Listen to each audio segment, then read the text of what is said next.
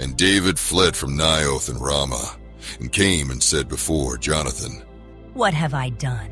What is mine iniquity? And what is my sin before thy father, that he seeketh my life?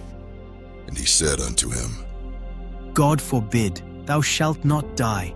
Behold, my father will do nothing either great or small, but that he will show it me. And why should my father hide this thing from me? It is not so.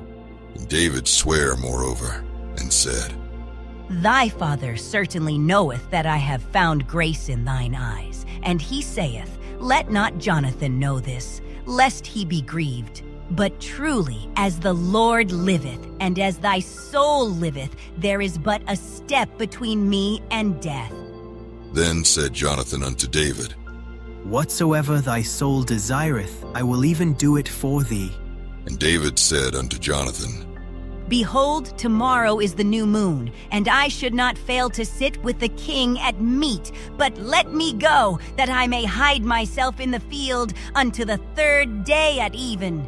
If thy father at all miss me, then say, David earnestly asked leave of me that he might run to Bethlehem his city, for there is a yearly sacrifice there for all the family. If he say thus, It is well, thy servant shall have peace. But if he be very wroth, then be sure that evil is determined by him.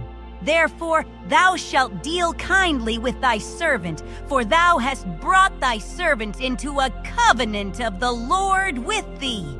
Notwithstanding, if there be in me iniquity, slay me thyself. For why shouldest thou bring me to thy father? And Jonathan said, Far be it from thee, for if I knew certainly that evil were determined by my father to come upon thee, then would not I tell it thee? Then said David to Jonathan, Who shall tell me? Or what if thy father answer thee roughly? And Jonathan said unto David, Come, and let us go out into the field. And they went out both of them into the field.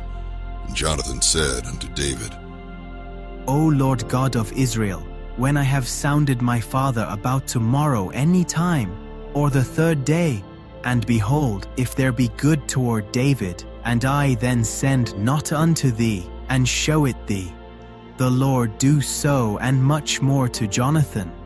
But if it please my father to do thee evil, then I will show it thee, and send thee away, that thou mayest go in peace. And the Lord be with thee, as he hath been with my father. And thou shalt not only, while yet I live, show me the kindness of the Lord, that I die not, but also thou shalt not cut off thy kindness from my house forever. No, not when the Lord hath cut off the enemies of David every one from the face of the earth. So Jonathan made a covenant with the house of David, saying, Let the Lord even require it at the hand of David's enemies. And Jonathan caused David to swear again, because he loved him. For he loved him as he loved his own soul. Then Jonathan said to David, Tomorrow is the new moon, and thou shalt be missed, because thy seat will be empty. And when thou hast stayed 3 days, then thou shalt go down quickly, and come to the place where thou didst hide thyself when the business was in hand, and shalt remain by the stone Ezel. And I will shoot 3 arrows on the side thereof, as though I shot at a mark. And, behold, I will send a lad, saying, Go, find out the arrows. If I expressly say unto the lad, Behold, the arrows are on this side of thee, take them, then come thou, for there is peace to thee, and no hurt, as the Lord liveth. But if I say thus unto the young man, Behold, the arrows are beyond thee, go thy way, for the Lord hath sent thee away. And as touching the matter which thou and I have spoken of, behold, the Lord be between thee and me forever. So David hid himself in the field. And when the new moon was come, the king sat him down to eat meat. And the king sat upon his seat, as at other times, even upon a seat by the wall. And Jonathan arose, and Abner sat by Saul's side, and David's place was empty. Nevertheless, Saul spake not anything that day, for he thought, Something hath befallen him, he is not clean. Surely he is not clean. And it came to pass on the morrow, which was the 2nd day of the month, that David's place was empty. And Saul said unto Jonathan his son, Wherefore cometh not the son of Jesse to meat, neither yesterday nor today? And Jonathan answered Saul, David earnestly asked leave of me to go to Bethlehem. And he said, Let me go, I pray thee, for our family hath a sacrifice in the city, and my brother he hath commanded me to be there. And now, if I have found favor in thine eyes, let me get away, I pray thee, and see my brethren. Therefore he cometh not unto the king's table.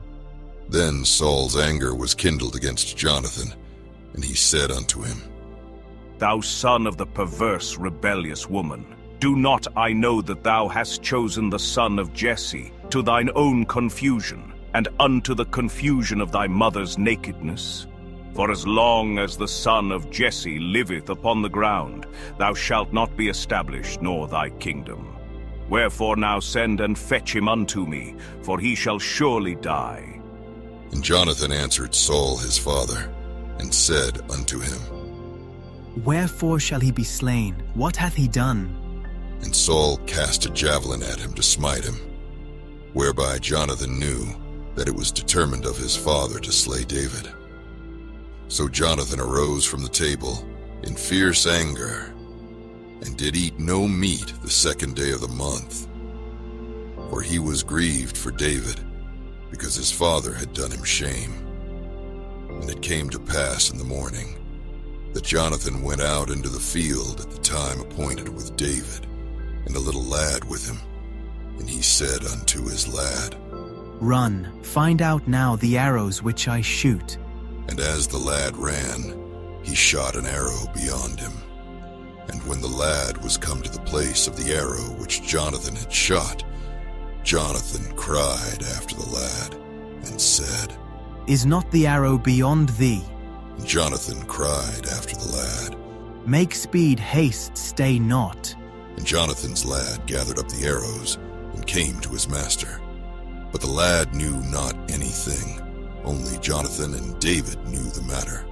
And Jonathan gave his artillery unto his lad, and said unto him, Go, carry them to the city. And as soon as the lad was gone, David arose out of a place toward the south, and fell on his face to the ground, and bowed himself 3 times. And they kissed one another, and wept one with another, until David exceeded. And Jonathan said to David, Go in peace, for as much as we have sworn both of us in the name of the Lord, saying, The Lord be between me and thee, and between my seed and thy seed forever. And he arose and departed, and Jonathan went into the city.